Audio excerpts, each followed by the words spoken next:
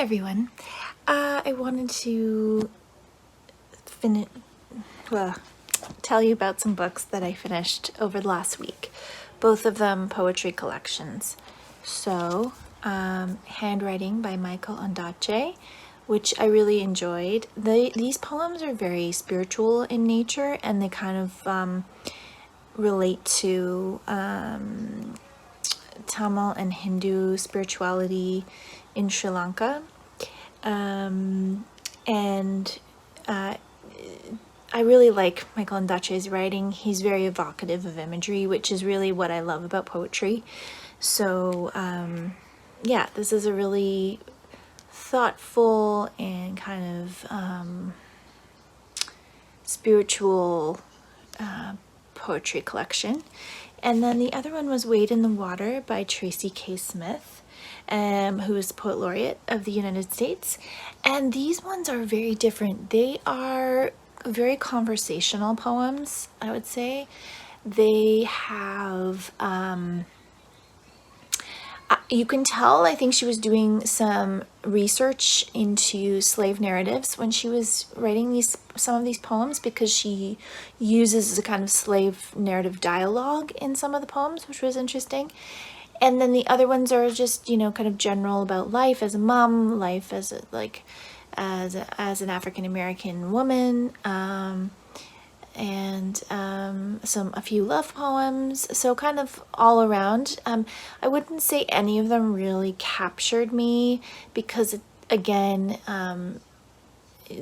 her imagery is a little bit more matter of fact, not really very lyrical imagery.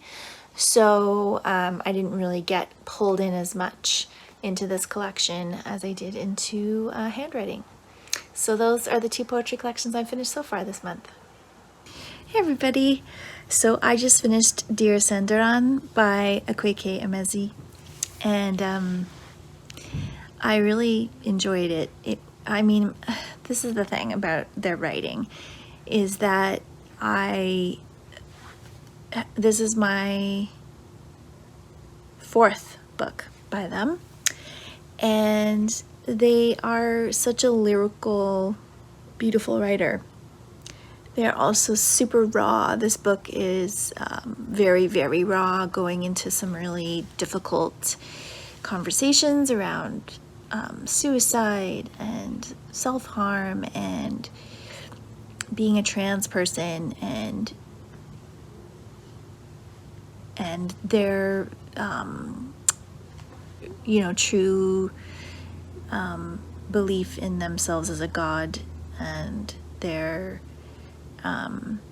relationships that went wrong, and their struggles. And so there's so many parts of it that are just really, really compelling. And there are some parts that were hard to listen to. They narrated the book as well, so that made listening. I always love listening to the author narrating their own work, especially in a memoir form, because it's such a personal form of writing. So I really enjoyed that. I enjoyed the letter format. I thought that really brought the conversation to an intimate place, to a very deep level of sharing. There was a section about doing the work of making, and so for Emezi's, in Emezi's case, it is writing, but I found it to be really inspirational and really something that I wanted to think over. So I think I will purchase the actual book so that I can own it and read through that section a couple more times, because their interpretation of how to manifest for themselves, but also how to put their work first, was really inspiring to me, and had a really deep impact on me. So yeah, so I really enjoyed it, and that was my fourth 5-star prediction read for 2022. So I have one left that I will be reading in November for Nonfiction November. And overall, I think it's, a really powerful, deep, book, and I recommend their writing. I just think they're an exceptional writer, and so far everything they've written that I've read I've liked. So I'll check in again when I finish another book. Hey everybody. Okay, I finished The Black House by Peter May. This is the first in a trilogy. If you're wondering what's on my hand, I have Mendi henna on my hand from a Diwali event that I ran yesterday, so that's what this is. Okay, so this is a trilogy set on the Isle of Lewis, in the Hebrides of Scotland, so the islands off of Scotland, and we're following the investigator Finn MacLeod, who grew up on these islands and then left, and a murder that was very similar to another murder he was investigating in Edinburgh brings him in on this case. So the first thing I'm going to say about this book is it's not really driven by the crime.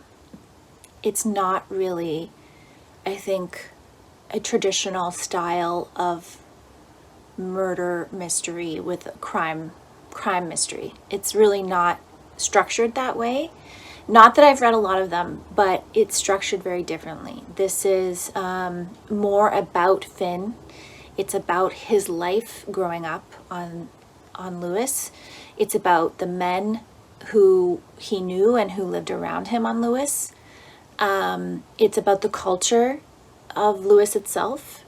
So there's this specific bird that they hunt out on a rock, and that rock is like 50 kilometers into the North Atlantic, and this group of men go once a year, spend 2 weeks in a black house, which is a structure from the 19th century, that a very rough housing structure from the 19th century that are all over the island, but there is one of these black houses on the isle, the rock that they go to kill these birds, and these birds are then cured, and then they're like a delicacy that the people of Lewis eat. And so it's like this long tradition of these men going out here, living rough, hunting these birds, and so there's a whole culture built around that, and a way that the men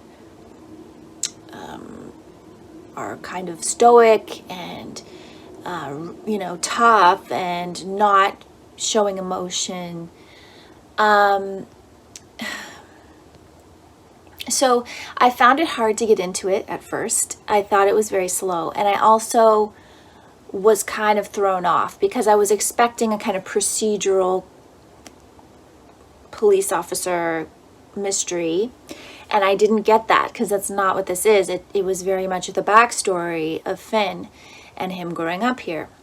And so I am not really a police procedural reader. So for me, once I got over that and accepted that this wasn't a police procedural and it was about the characters, then I was fine, because I prefer, reading about, like, learning people's backstories and characters. That being said, there were some parts of it that I found that I didn't like particularly, some tones that May took with the characters, some kind of a lot, like just the way he presented the women sometimes I didn't really like. And I know he's presenting like a level of masculinity that would support a lot of the characters talking about women this way or acting towards women this way, but as a woman, when you're reading it, I find it it makes me enjoy the text less, because I don't want the women characters to be lesser than, or to not have the same depth of character. And there were sometimes, like, being in the heads of these men that was very uncomfortable and just not enjoyable. and enjoyable is not the right word, but I don't know if you are a woman, and I mean, men probably experience this too. If you're reading a book and you feel that there's like a gender stereotype that is being portrayed in the text through a character, and it's frustrating because you know that there's often much more nuance and many more layers to things than are being presented whenever there's a stereotype that's not given those layers. So I guess that's what I'm trying to say about it. The description of the nature of Lewis and like the setting I thought was very atmospheric. There was nothing really creepy about this book. It definitely had, like I said, a lot of atmosphere around the landscape, a lot of that kind of desolate, cold ocean, rock and no trees. Like you got the sense of the island really well, so that was great. But there was nothing, no kind of thriller element to it. It got very exciting in the last 80 pages as the reveal happens of who has committed this murder. And I don't think I was super happy with who the murderer was. I feel like it could have been, like in the end, when you feel like things are adding to complexity and then it ends up being a fairly simple answer, I found that a little bit of a letdown. But that being said, I did overall enjoy the book, and got attached to the characters. And I will definitely continue on in the series and read the next one probably sometime next year. So that was my experience with The Black House, and I will check in again when I have finished another book. Okay, so my next finish in October was Highway of Tears by Jessica McDiarmid. This is a book, very important book, and I think that if you want to learn more about Indigenous issues, this is a very important one, murdered and missing women and girls.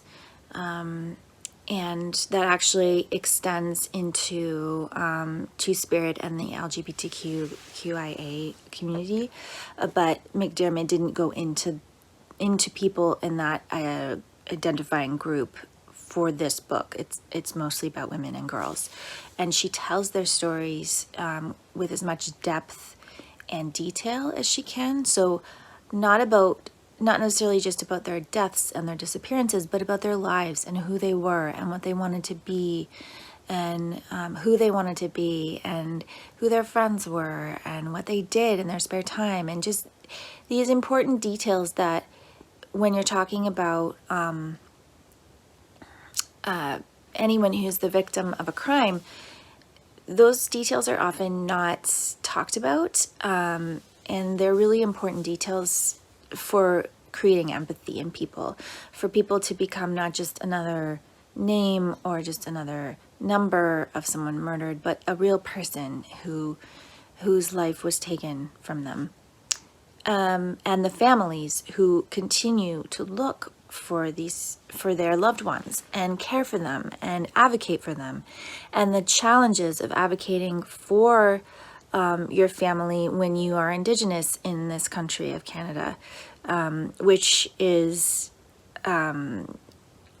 huge. The challenges are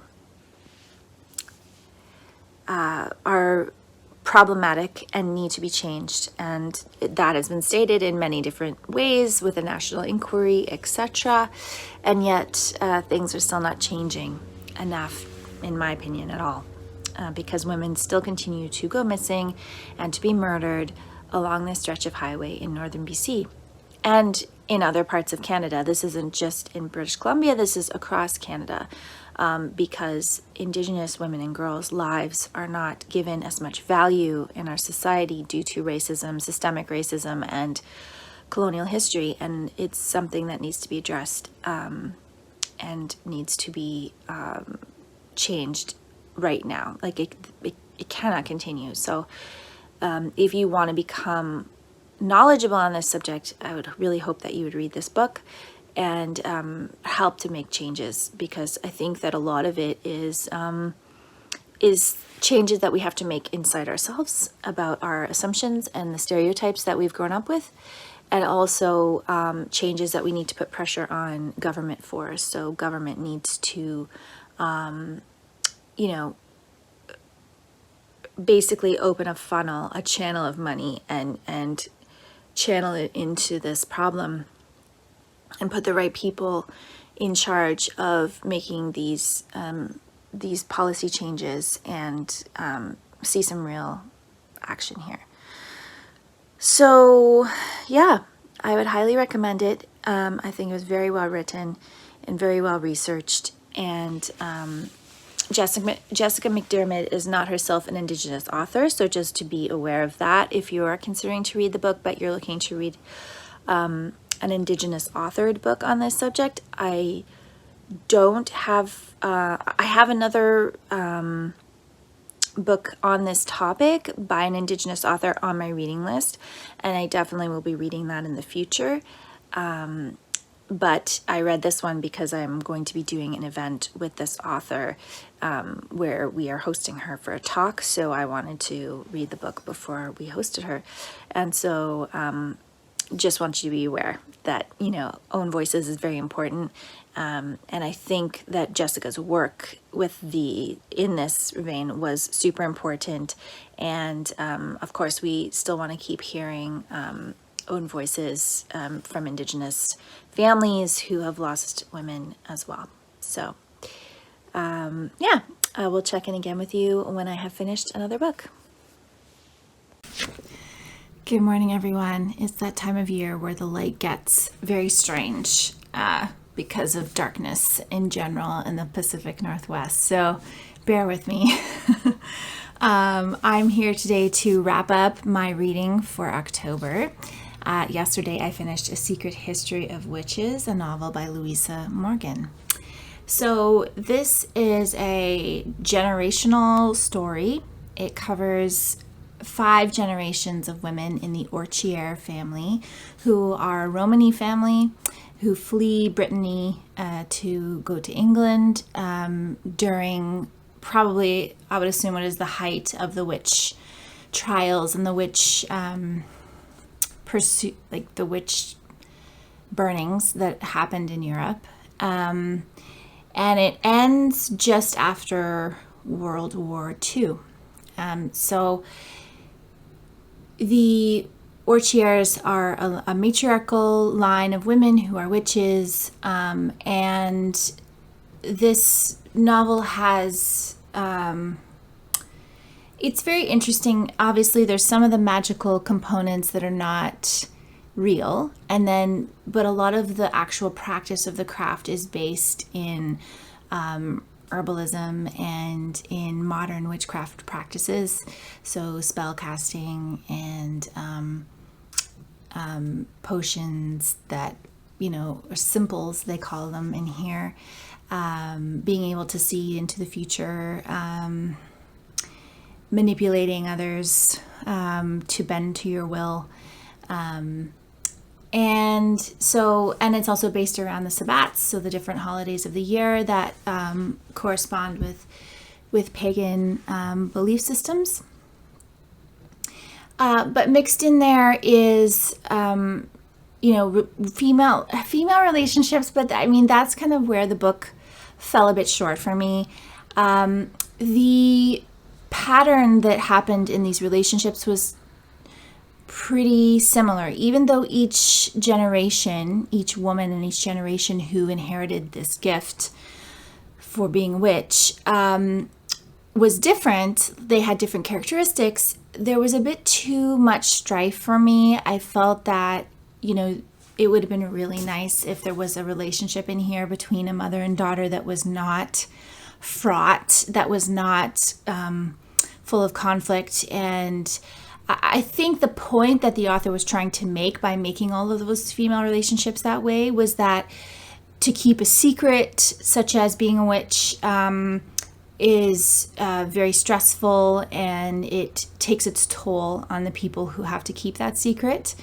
And there's also like this underlying misogyny where these women know they must hide these things from the men in their lives. And when they don't hide them, sometimes dire circumstances happen. So there's this underlying message constantly that men are afraid of us. Men are afraid of us. We have to hide it from the men. The men don't understand. No matter how much they love us, they're not going to understand this, because they want all the power. And so that was quite a feminist message that I thought,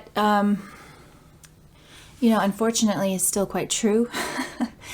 In the way that our society has been established.